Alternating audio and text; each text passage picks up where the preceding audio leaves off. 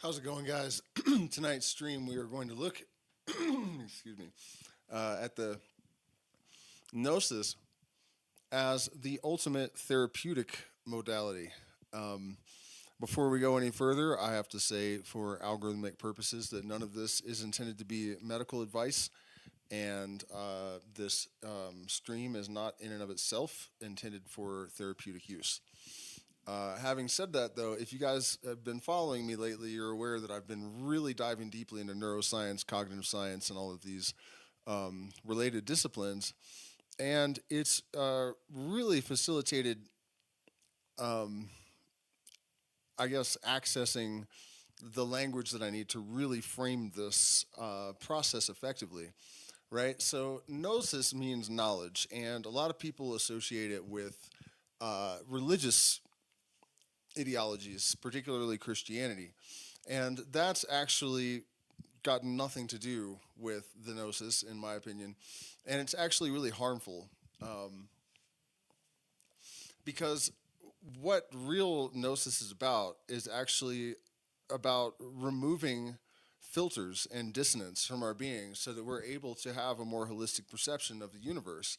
And the way that the universe is structured and the way that our mind is structured, that perceptual modulation has a global effect on our consciousness. It's not just a matter of being able to perceive a greater bandwidth of perceptibles and having a more fulfilling experience because of that.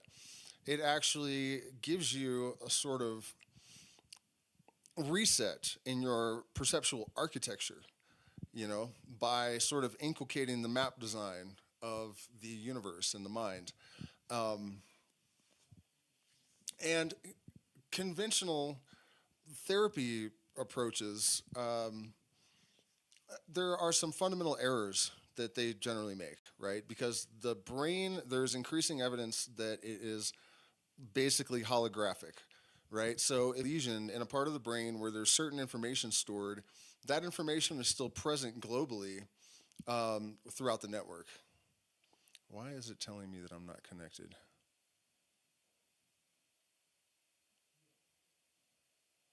Are we live? Can somebody let me know in the chat? Because I'm getting some weird messages. So I've kind of developed my own language for these things. So I call them ancillary correlates, right? It's a computer programming term. Basically, we have these fundamental priors, which are like reference points for the entire nervous system. And okay, cool. And they basically determine what input is going to be edited and which is going to be processed, and also how it's going to be processed, right?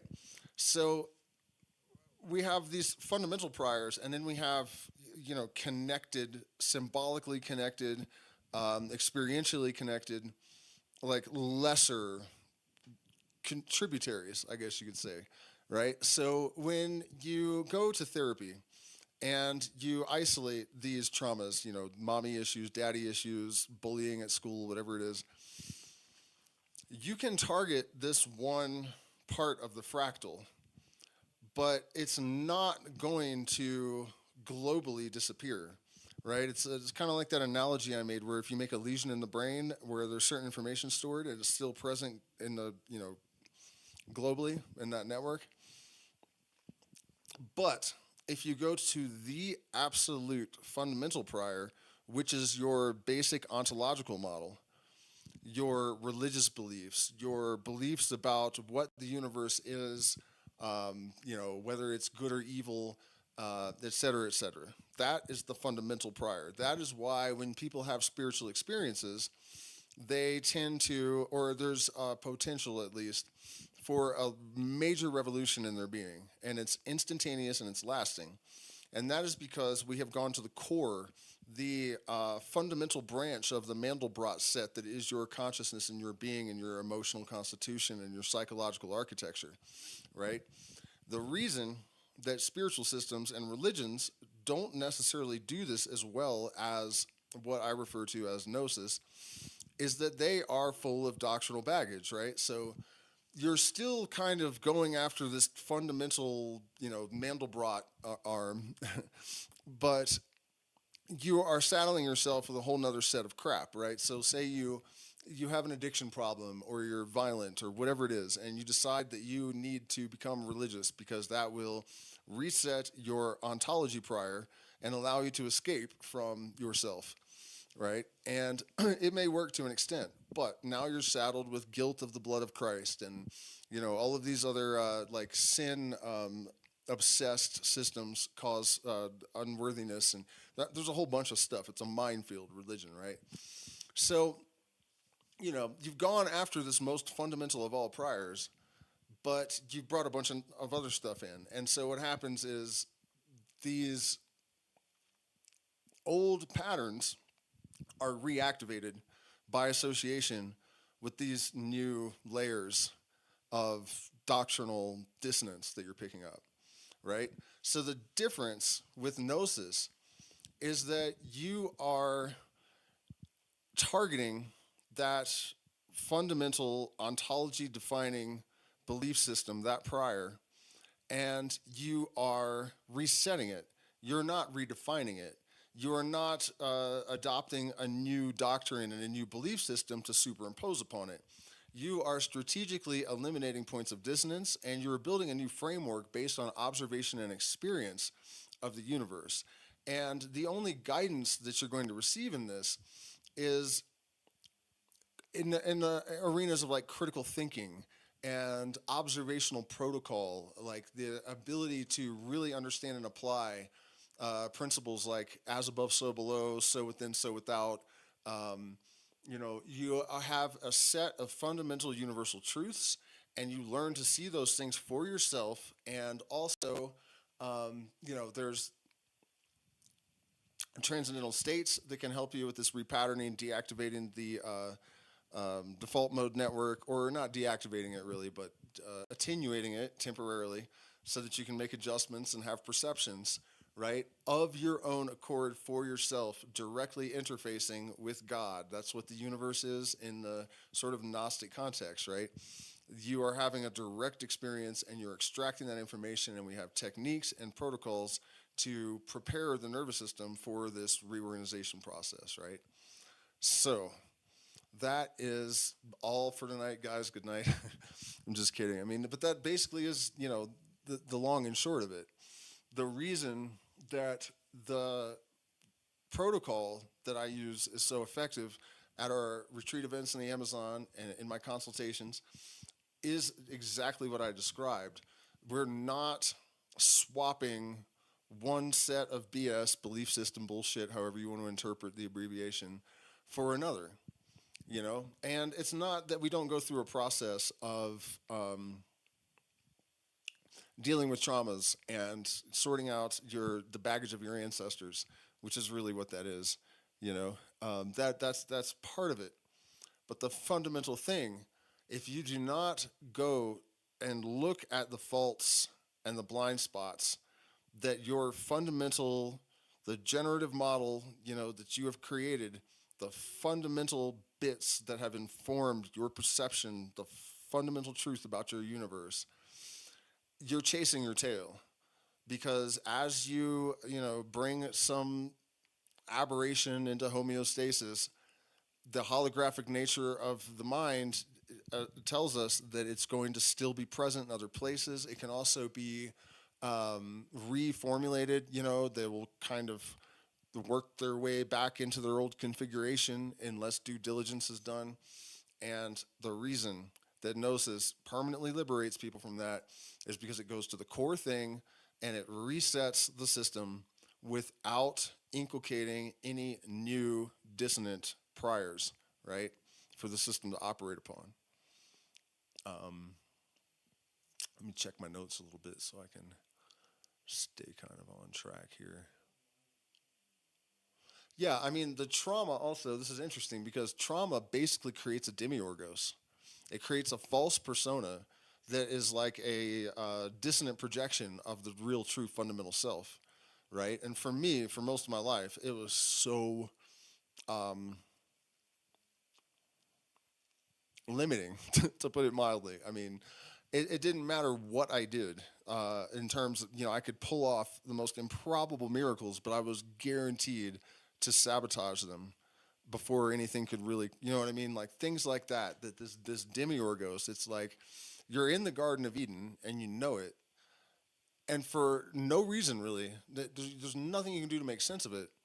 Somehow there's this mitigating agent that has more power than you that's always interfering and wrecking your plans and keeping you in hell, And the fact of the matter is that the answer to that is what has been called the Christos, right? The Christ myth was just an allegory for this spiritual fire that is the product of Gnosis. That without we are doomed and damned and unworthy of redemption, because we don't have a connection with our fundamental purpose. We don't have an accurate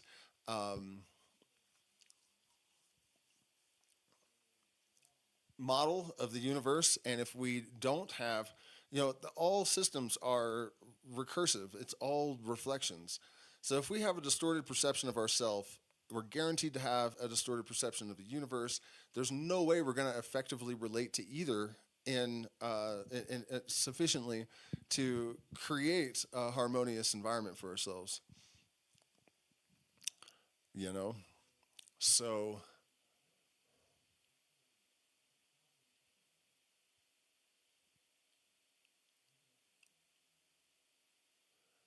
talked about that. Okay, so yeah, so a hologram, each fragment contains the whole image at a lower resolution and holographic mind models. Each subsystem, body, relationship, memory, symbol, encodes the pattern of the whole psyche, right? So trauma looks like interference patterns in this hologram, fragmented, incoherent regions where information about an experience has been split across body, emotion, narrative, and relationship fields. Therapeutically, this means you can work at any scale or entry point, somatic, imaginal, narrative, or relational, and updates propagate across the whole pattern because each node is a local version of the same global structure. So if two systems share the same underlying pattern, you can transpose insights and operations between them. Music to psyche, relationship dynamics to cosmology, body symptoms to mythic story. So this is sort of the academic aspect of Gnosis. In the mystery schools, you didn't just take psychoactive beverages and do breath work and go through ordeals and, all of these kind of things, study the Kabbalah or whatever. There was academic training. You had to study geometry, music, philosophy, all of these mathematics, all of these different things because the pattern that underlies the system, all systems, is fundamentally the same, right? So what you're really doing in a sense is clarifying the the nervous system's ability to generate a homeostatic reflection of the external world through knowledge. Knowledge of the external world in that sense is knowledge of self, right? So I can give you kind of an example of how this works in music, for example. The one is home, right? All of the other notes want to return to the one more than anything else, right? And when you go to the two, you have the first minor chord when you build a chord on it, right? So we had the one, it's happy, that's like the happiest tone. You build a chord or a scale, it's the brightest and happiest, right? The two, now we're divided, so we have duality, and it's sad. We have the first minor chord, right? And so on and so forth. When you get to the fifth, that's if you build a chord there, now you have this pull back to the one. Five is the number of cycles, right? So on and so forth. Oh, the six is great too because the six up an octave is the 13th. Both the six and the 13 are associated with the devil, right? The six is the inversion, the minor version of the one, the dark reflection of the one, So these systems, no matter what you're learning about, there are deeper truths and there are reflections of, really the entire universe in all of these different bits and pieces. And so that kind of does double duty, as it should, because everything's a reflection, right? It works in our mind that way when we're editing and when we're metaprogramming. We have to have an understanding of symbolism and how things are interconnected. And we can do work on the entire system through any one of those modalities that I mentioned. And when we are learning about the external world, the same kind of approach applies. And the thing is, when you're conscious of this process, it increases the efficacy of it, right? When you know what you're doing and why you're doing it, there is so much more data extracted.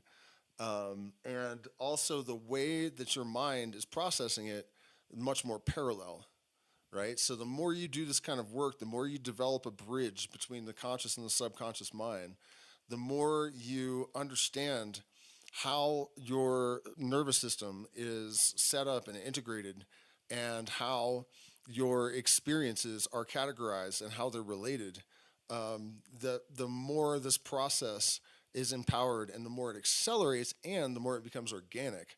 So for the neophyte in the beginning of like the initiatory process, right? They have to do a ton of work all the time. It's really tedious, like learning Hebrew, learning Coptic, studying the Kabbalah, learning mathematics, all this stuff. And it actually kind of eases off a little bit as you progress. And why is that? Because once you have created this new operating system for your consciousness and your cognition to run on, it starts doing it on its own because it's in training with the natural systems, natural pulses, and natural patterns all around it. So once you are initiated, you have catalyzed this process and it takes on a life of its own. It already has a life of its own. It's just that we've been disconnected with it because of social engineering dissonance and interference patterns.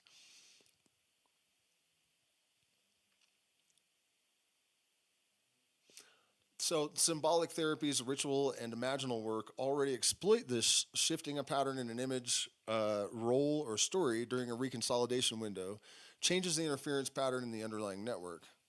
That's basically just what I was explaining. Got ahead of myself there. So predictive processing gives you the mechanistic story. The brain runs a generative model of the world, trauma and conditioning. It installs rigid priors that filter perception and action. So, like one interesting thing is that 11 seconds. How exactly do you explain this?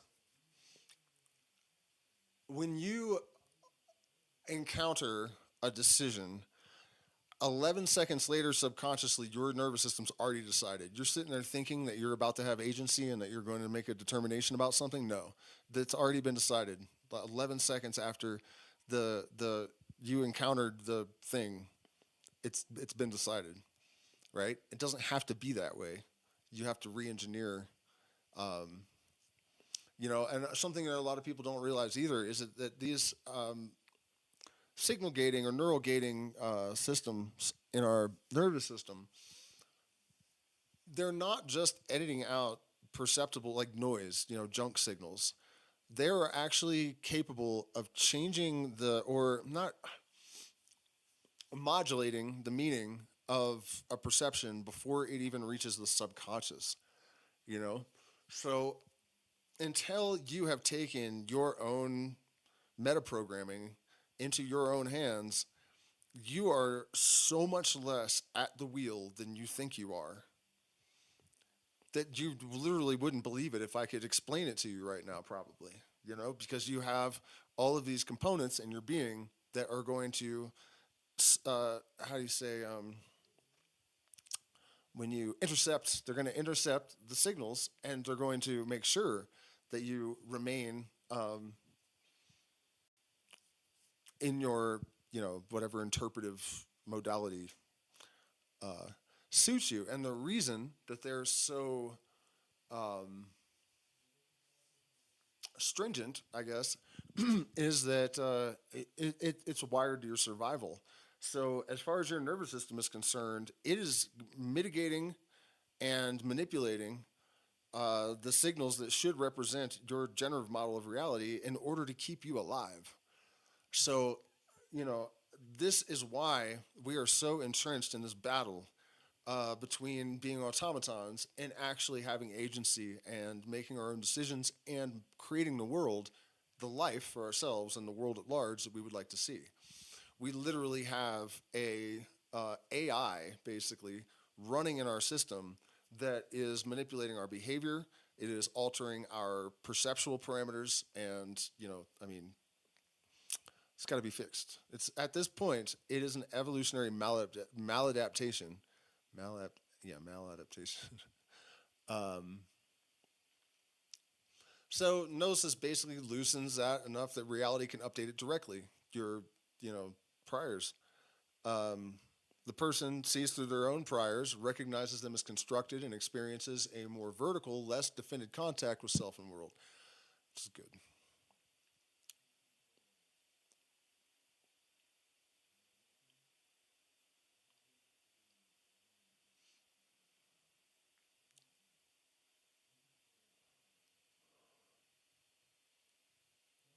All right. Well, we're going to get into religion a little bit here. Let me check in with the chat, see how you guys are doing, see if anybody's had any questions. We do still have some spots at our events. If you guys are interested in that, shoot me an email. Are we having problems? Because I always get these messages, and there's no reason that they would be true. It says it's not receiving enough video to maintain smooth streaming. I don't know if we're glitching or not. Also, my mic seems quiet. Anywho, let's continue on with this.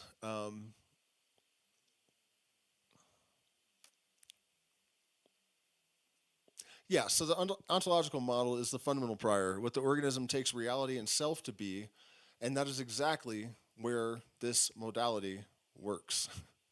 Predictive processing, existential psychiatry, and the religion mental health literature all indirectly circle this point, but almost nobody integrates them clearly. Ontological model as master prior. In a predictive processing terms, high-level priors encode not just what usually happens, but what kind of world this is and what kind of being I am in relationship to that.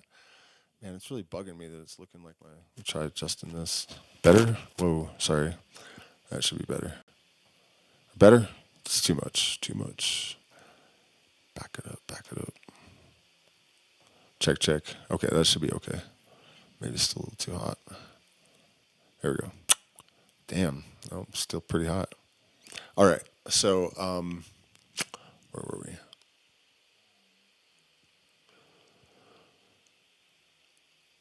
Right, so when still too hot. Hold on, let me back it up a little bit again. One more time. Check, check. Okay, that's safe.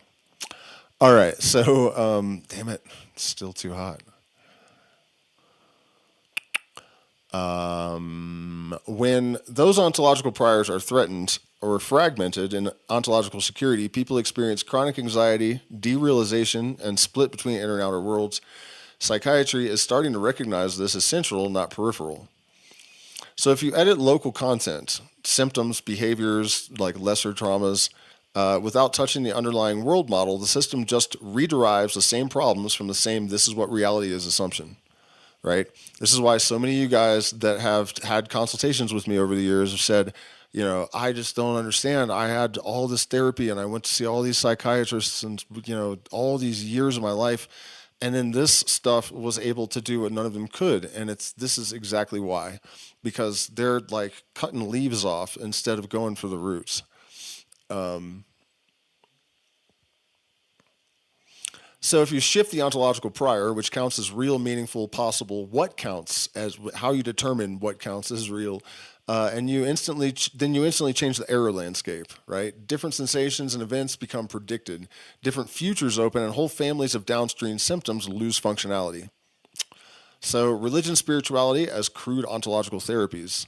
Historically, religion provided a shared ontological frame that stabilized identity, offered meaning, and reduced existential anxiety. Current work shows religious spiritual frameworks can support recovery, coping, and lower unalivingness for many people. But they fail or backfire because they are not integrated with psychological science, social reality, and occult sciences, and become dogmas or punitive interpretations which can amplify guilt, fear, and spiritual struggle, worsening distress, and also reactivating old, neural networks, neural hubs.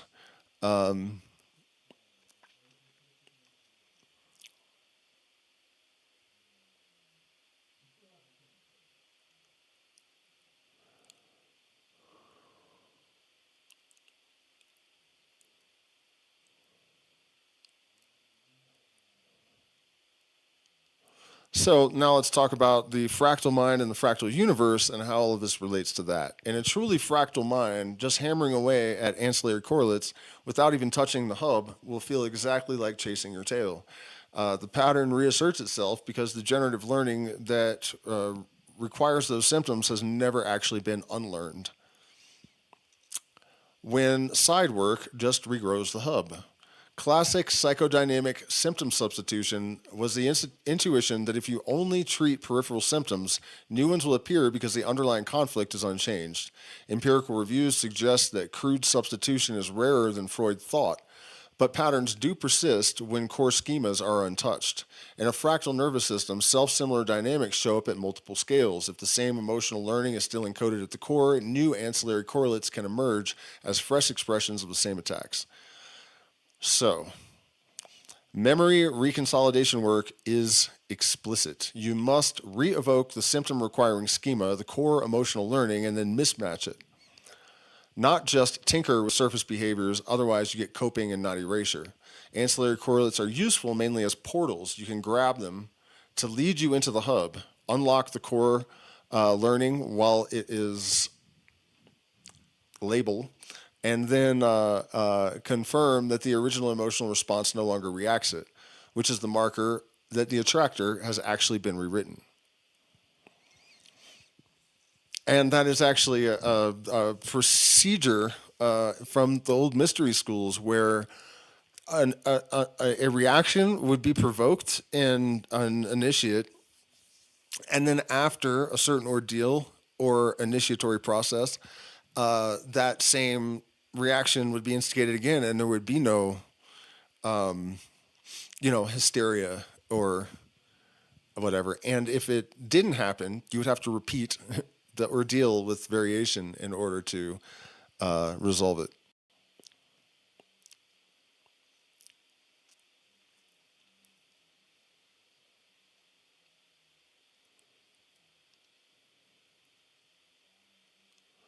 So conventional therapies work at low levels of the hierarchy, while strong or spiritual or psychedelic, strong spiritual or psychedelic experiences temporarily grab the whole stack, including the ontological root, and rewrite everything from the top down.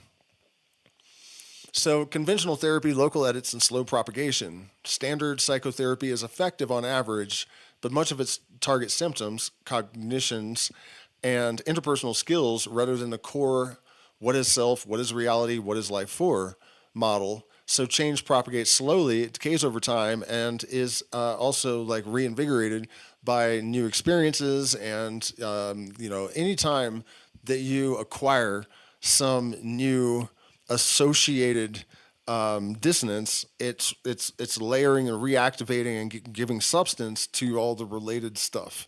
This is why initiates again are required to do the LBRP twice a day for the first year or two, because you are constantly going through a process of definition in the morning, clarification, and then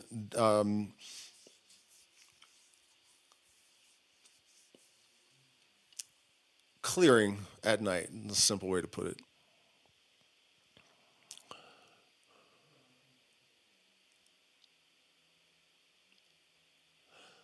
Without an altered plasticity state, updates are limited by ordinary learning rates, sessions, chip away at patterns, but rarely induce the hyperplastic phase transition states needed for rapid restructuring of deep priors. So it doesn't matter. I mean, it does matter because psychedelics and different psychedelics are more effective at catalyzing neurogenesis and enhancing neuroplasticity, right? They also are the most effective at attenuating the default mode network and increasing regional communication, holistic internetworking and all that kind of stuff. Much more so than breath work or meditation or any of these things. But if you're using all of those things together, then you put yourself in an optimal state for revolution, personal evolution. And it just reminded me that I missed something important earlier, but we'll get back to it.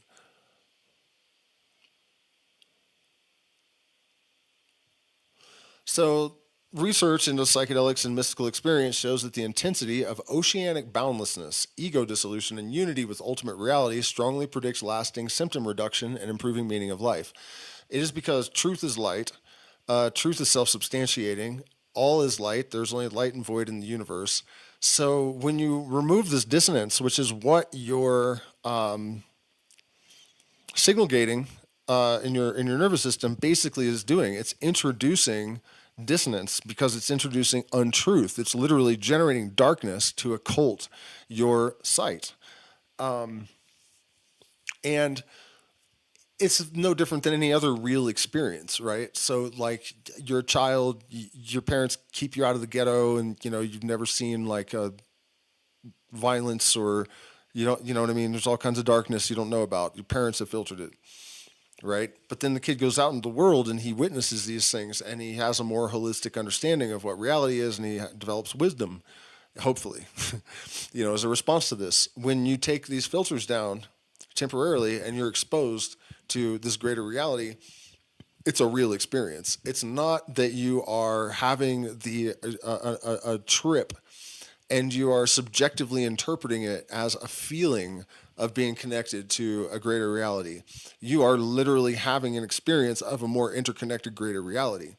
And so that, has more of an impact than sitting in a room talking to a therapist.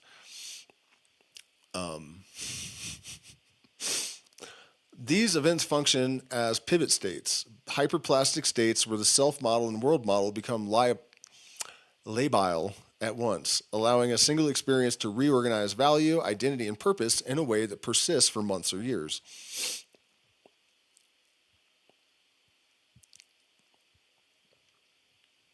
So, in the fractal reality, fractal mind, fractal universe, Gnosis therapy model, the therapy, whereas conventional therapy tinkers with branches, powerfully spiritual states momentarily light up and loosen the root pattern, which is why they can be instantly and lastingly transformed when integration is present. A gnosis based modality aims to deliberately evolve and then integrate these ontological reset states, whether via contemplative, aesthetic, psychedelic, or symbolic means, so that the core generative model updates coherently instead of the person just oscillating between old patterns and ungrounded logic. That's that's the thing that we do.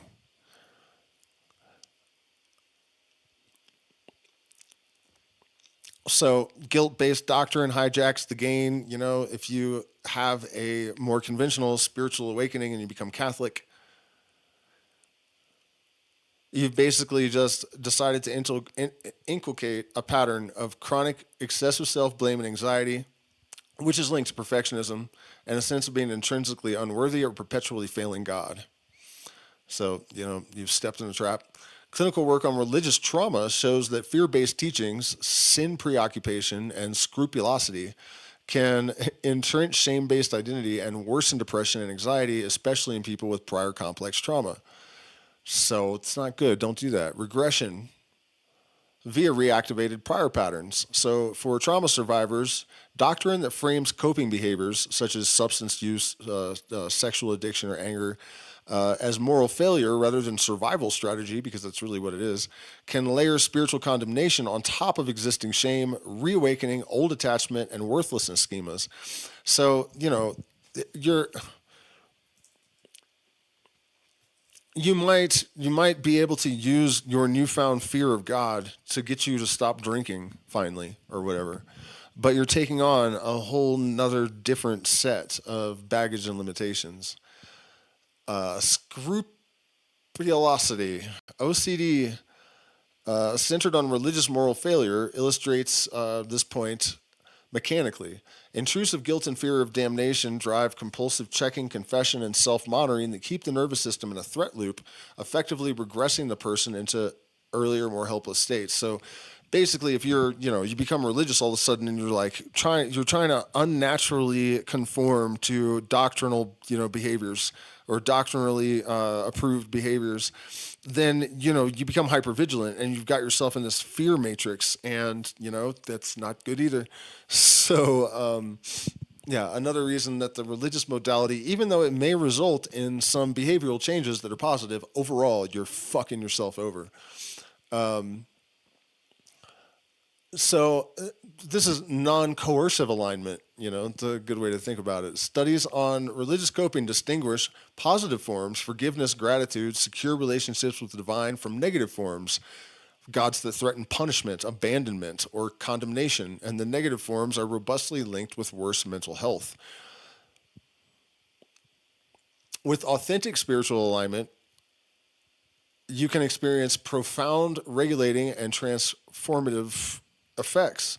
But when welded to guilt-driven doctrine, it reinstalls the old "I am bad" or "wrong" ontology, so the system snaps back. True gnosis must uncouple direct contact with the sacred from institutionalized shame.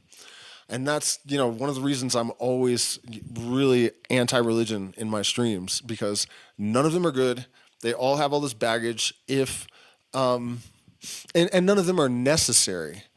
Through your own processes, through your own experiences, you can arrive at these conclusions. And no, enlightenment is not something that is some abstract like that's something that only like every 2,000 years a Buddha achieves or something.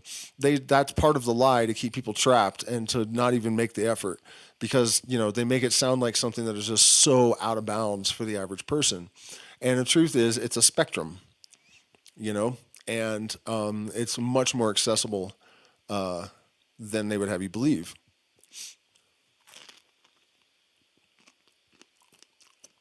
In fact, just convincing you to believe that it's beyond your reach is enough to put it beyond your reach.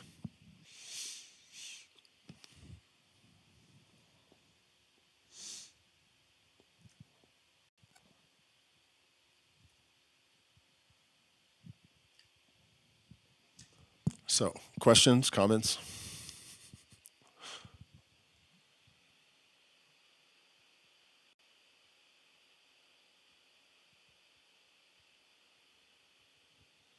What is the most profound or extreme positive or negative change you've seen in someone who underwent an awakening through use of psychedelics? Well, that's hard to say because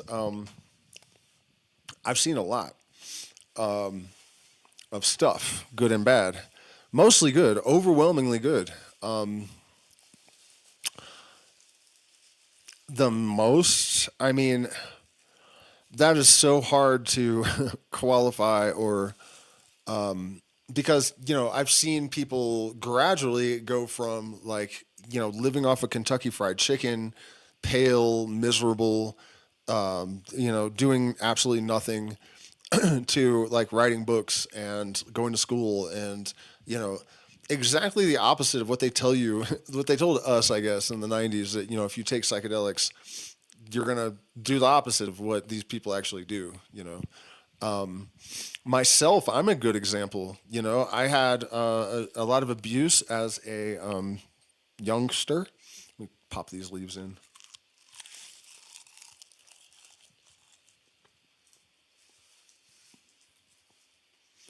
And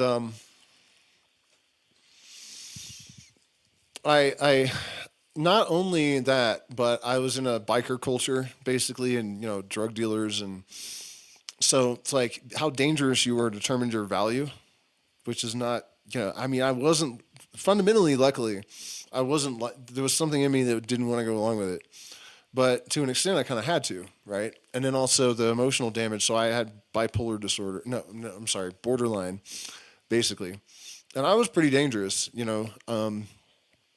and I mean to girlfriends, people on the street. It didn't really matter who it was.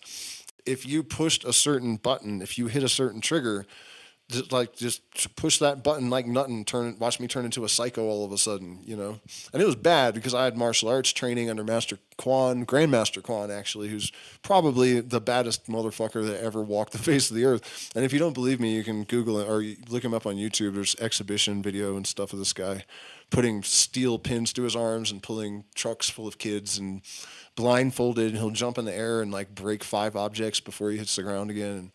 And it was real, I mean, Not like these bullshito guys. He had, you know, if you look at his knuckles, there's scar tissue like inches, like it's gross, and so it wasn't good, and I hated it because I wasn't that person fundamentally. But what actually happens in bipolar disorder is that basically the amygdala takes over, and the prefrontal cortex shuts off. So I was literally a psychopath during that period, and then you know things flicker back, and you're like, "What the fuck have I done?" You know. So it's terrible. It's like demonic possession almost or something. And I really something happened, and I was like, I can't take this anymore, man. I need to be in control of myself. And also, I hated the fact that I would terrify people at the very least, you know. And so I took a heroic dose of mushrooms and ended up this tattoo of this face that I saw appear where my wall was, and it had nothing to do with that, you know, the bipolar violence or you know being controlling or any nothing at all. But I had an experience with it, and then I never lost my temper on that level again. So I think that's pretty huge, you know, because if I had not eaten all those mushrooms, and the research wasn't really there yet, you know, I did it intuitively. Like I just kind of knew. I knew what mushrooms were. I knew what they, you know, I. I had enough experience. I could tell they were already starting to, psychedelics in general had started to help me, you know. So I thought, all right, I'm going to take a huge, I think I ate 7 grams. And yeah, I was not like that anymore. A little bit, you know, but the more I had psychedelic experiences and the more I went through my own processes of metaprogramming, so luckily I had come into, you know, Timothy Leary's books and Robert Anton Wilson and people like that really, really young, because I think something in me knew that I needed it, and quickly. Yeah, so I would definitely be in prison for life probably. I'm sure eventually I would have, you know, taken someone's life. And totally like, you know, without any intent to ever do anything like that. And then I would have just snapped out of it and been like, oh, great, you know. But yeah, over the years, I've completely deactivated any kind of presentation of borderline personality disorder.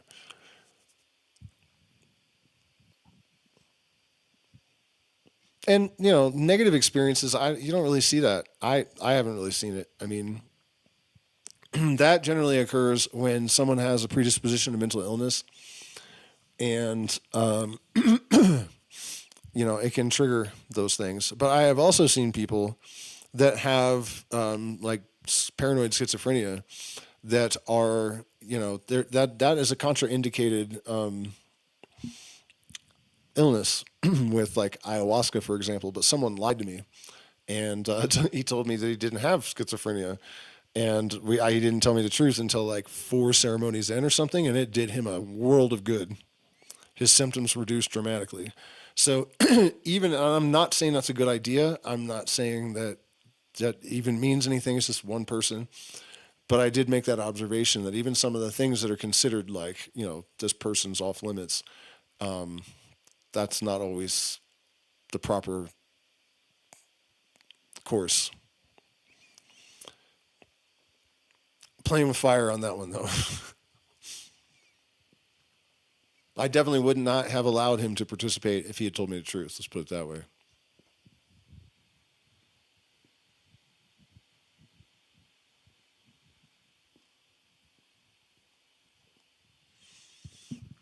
Well,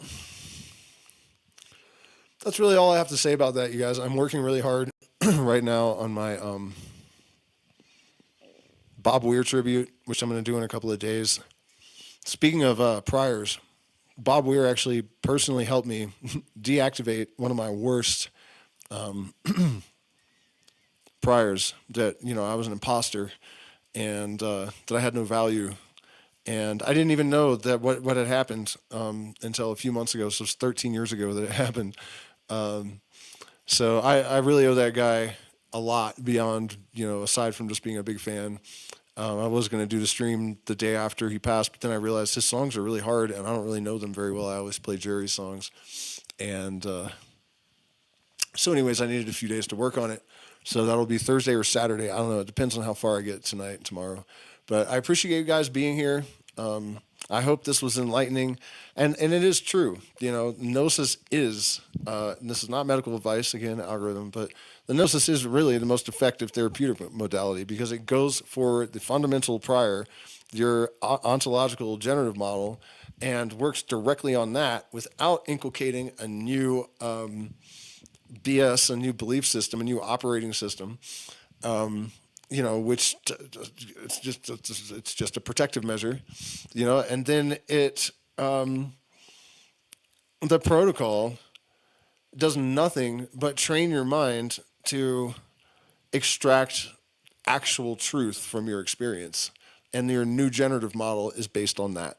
And now you're not creating dissonance in your interface with every single thought and action, really. I mean, until you have gone through this process and deactivated all of this stuff and attenuated the default mode network and all this, that's what your life is. To varying degrees, depending on your level of trauma and indoctrination as a youth and all of those kind of things. So there is a way out. And if you want help, you can come to our events in the spring, summer, and winter, or you can set up consultations with me, or you can get about doing it yourself if you feel that you have a handle on things. It's definitely something that, if certain prerequisites are met, an individual can do for themselves. So, see you guys tomorrow. Good night.